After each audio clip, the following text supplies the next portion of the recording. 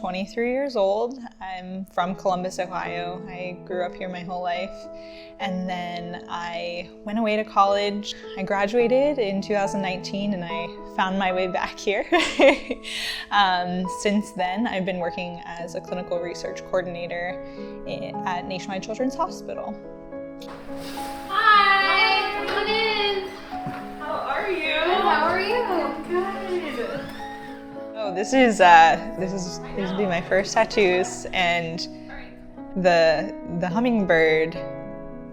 I'd always loved the symbol, and I've always wanted a tattoo of a hummingbird for like 10 years at this point. Here, so you can kind of see it, but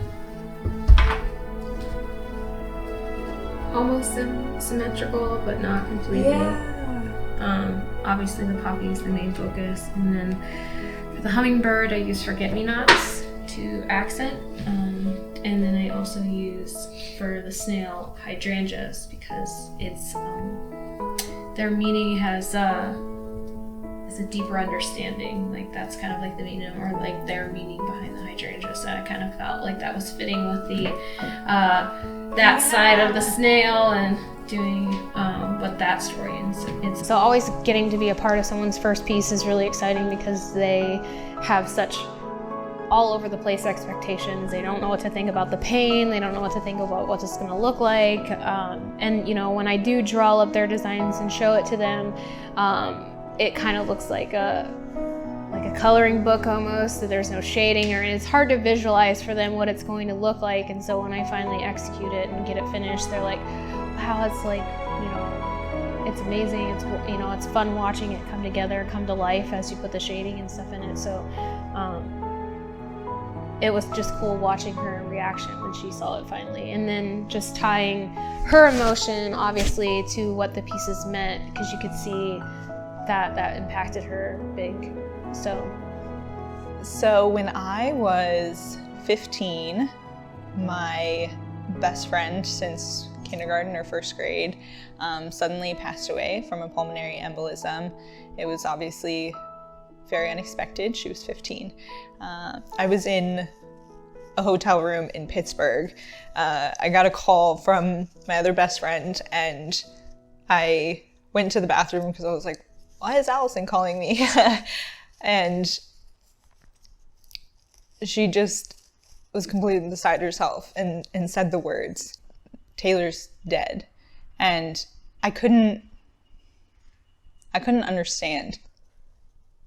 Hearing them out loud didn't even feel like, it didn't feel like it was Allison saying them.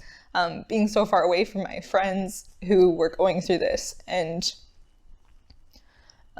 kind of going out of the bathroom of the hotel room and going to my parents, who had also known Taylor her whole entire life, essentially. And all of us just kind of pausing, and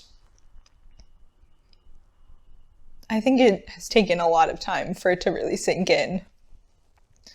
Even today, it doesn't always feel like she's gone. Like I might just be able to call her and tell her about getting into grad school. You're actually the first person other than my partner who knows that just this morning I got into a genetic counseling master's program. We'll be in touch. Absolutely. That sounds great. All right, we'll talk to you.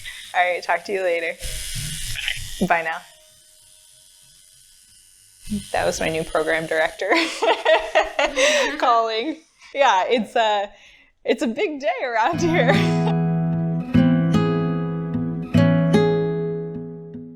Our first date was 12 hours long, and we covered a lot of bases on that first date, including Taylor. Taylor is such a big part of my life and a part of who I have become that she's just something that naturally comes up a lot. So Taylor passed away in September of my freshman year of high school, and I came out in May of the next year.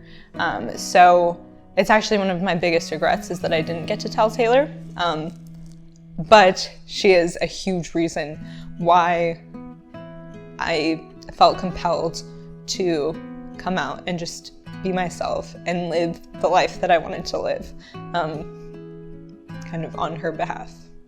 I picked their stories because I resonated with them. Last year I did come out also as bisexual, even though that I'm in a committed heterosexual relationship, like I'm married to my husband and I'm happy. I also came to terms with something that I realized in my early teens, that, I wasn't only attracted to men, but I did find women attractive and felt like I could be in a relationship. I don't think I ever experimented with that because it was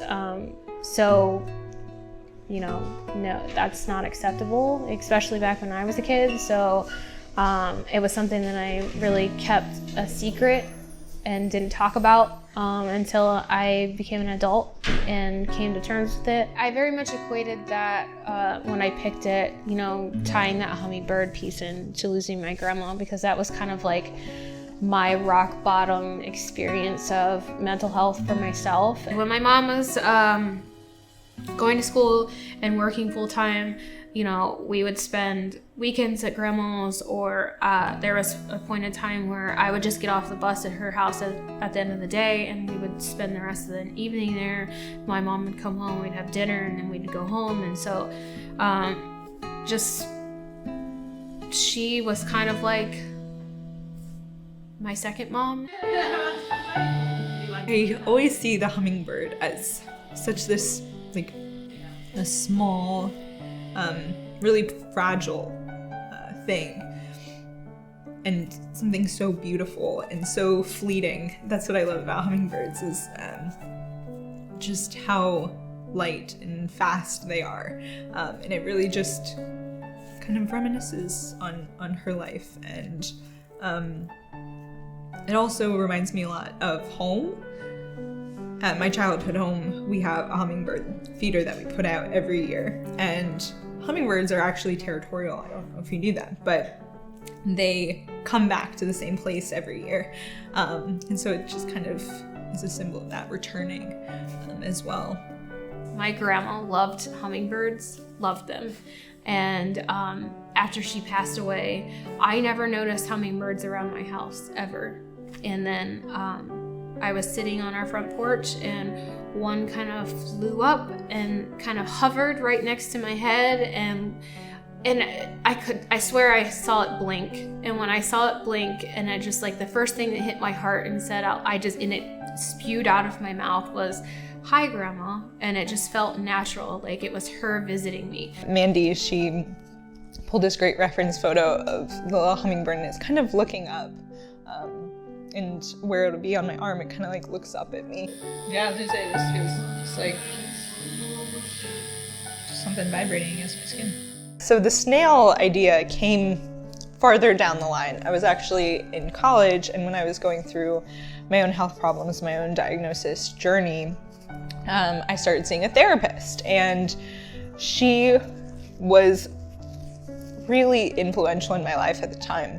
And her kind of quote that she always came back to that really was grounding during this difficult time was, "Slow progress is still progress." And the snail was kind of derived from that saying. And I really found it to be a beautiful kind of companion to the hummingbird, this sort of dichotomy of this really quick and light and colorful bird, and this kind of ground-dwelling, very earthly figure of the snail.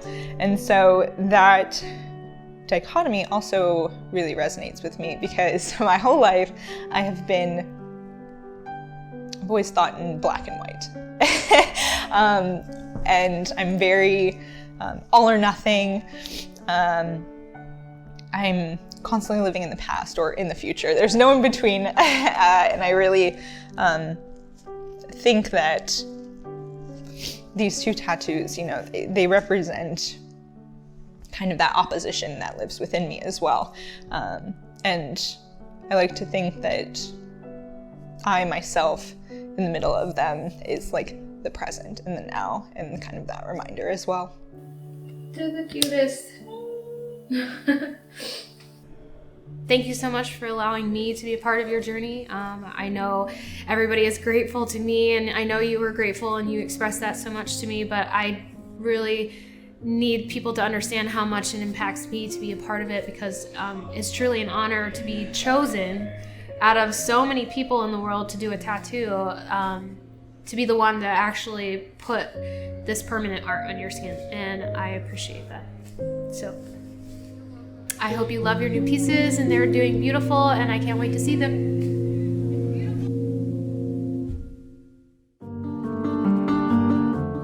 Around 7 years old, I was raped repeatedly by my grandmother's boyfriend. A lot of my family didn't believe me, and I found out once I came out about it that my grandmother, who I originally told, that she remembered that conversation and that she did blow it off, and she still chose to stay with him. My real grandfather, his name was Ralph. He died in 2001. Actually, when I read her piece, I cried because it just felt so empowering to know that there's someone out there that has went through what I went through, but is trying to do something better. I know he'd be proud of me today for everything I've accomplished, despite what I've gone through as a child, because who knows where I would have been right now if that wouldn't have happened. I would have been a completely different person. I would have lived a completely different life. I probably wouldn't be a cop. It's gonna look up to my pap, and I know he'll always be watching down on me.